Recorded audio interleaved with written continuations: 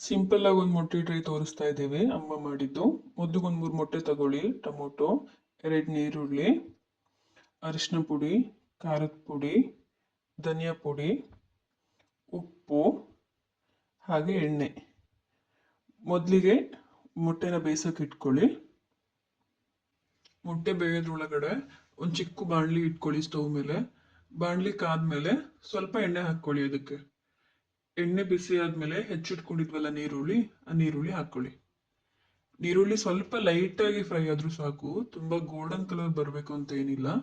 ಸ್ವಲ್ಪ ಲೈಟಾಗಿ ಫ್ರೈ ಮಾಡ್ಕೊಳ್ಳಿ ಎಣ್ಣೆಲಿ, ಇಷ್ಟ ಆದ್ರೂ ಓಕೆ.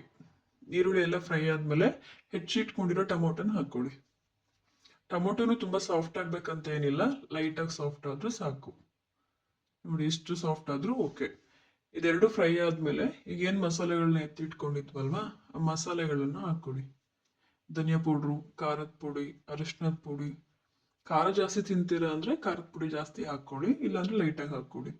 ಆಮೇಲೆ ಟೇಸ್ಟಿಗೆ ಎಷ್ಟು ಬೇಕು ಅಷ್ಟು ಸಾಲ್ಟ್ ಹಾಕೊಳ್ಳಿ. ಇದಿಷ್ಟು ಎಣ್ಣೆಲಿ ನೀಟಾಗಿ ಫ್ರೈ ಆಗಬೇಕು. ಸ್ವಲ್ಪ ಎಣ್ಣೆಲಿ ಅದು ಮಸಾಲೆ ಬಿಡೋ ತನಕ ಸ್ವಲ್ಪ ಲೈಟಾಗಿ ಫ್ರೈ ಮಾಡ್ಕೊಳ್ಳಿ. ಬ್ಯಾಚುಲರ್ಸ್ಗಳಿಗೆ ಎಮರ್ಜೆನ್ಸಿಯಾಗಿ ಮಾಡುವಂತ ರೆಸಿಪಿ ಇದು. ಇದನ್ನ ಅನ್ನಕ್ಕೂ ಟೇಸ್ಟಿಯಾಗಿರುತ್ತೆ, ಅನ್ನ ಜೊತೆಗೂ ತಿನ್ಬೋದು.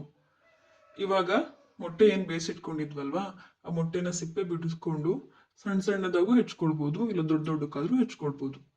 ಈ ತರ ಹೆಚ್ಚಿದ್ಮೇಲೆ ಈಗ ಏನ್ ಫ್ರೈ ಮಾಡಿ ಇಟ್ಕೊಂಡಿದ್ವಲ್ವಾ ಮಸಾಲೆ, ಆ ಮಸಾಲೆಗೆ ಹಾಕಿ ಮಿಕ್ಸ್ ಮಾಡಿ ಅಷ್ಟೇ. ಕೊತ್ತಂಬರಿ ಸೊಪ್ಪಿದ್ರೆ ಹಾಕೋಬಹುದು ಮೇಲಕ್ಕೆ, ಟೇಸ್ಟ್ ಚೆನ್ನಾಗಿರುತ್ತೆ. ಒಂದ್ಸಲ ಟ್ರೈ ಮಾಡಿ, ತುಂಬಾ ಟೇಸ್ಟಿ ಆಗಿರುತ್ತೆ. ಎಮರ್ಜೆನ್ಸಿಯಾಗಿ ಆಗುವಂತ ರೆಸಿಪಿ. ಚಪಾತಿಗೆ, ರೊಟ್ಟಿಗೂ ಸಹ ತಿನ್ಬೋದು, ಬಿಸಿ ಅನ್ನ ಜೊತೆ ತಿನ್ಬೋದು. ಒಂದ್ಸಲ ಟ್ರೈ ಮಾಡಿ ನೋಡಿ. ಎಗ್ ಡ್ರೈ ಈ ತರ ಬಂದಿದೆ, ತುಂಬಾ ಟೇಸ್ಟಿ ಆಗಿರುತ್ತೆ. ಒಂದ್ಸಲ ಟ್ರೈ ಮಾಡಿ. ಇದೇ ತರ ಸಿಂಪಲ್ ಆಗಿರೋ ರೆಸಿಪಿಗಳು ಬೇಕು ಅಂತ ಹೇಳಿದ್ರೆ ನನ್ನ ಚಾನೆಲ್ನ ಲೈಕ್ ಮಾಡಿ, ಶೇರ್ ಮಾಡಿ, ಸಬ್ಸ್ಕ್ರೈಬ್ ಮಾಡಿ. Thank you.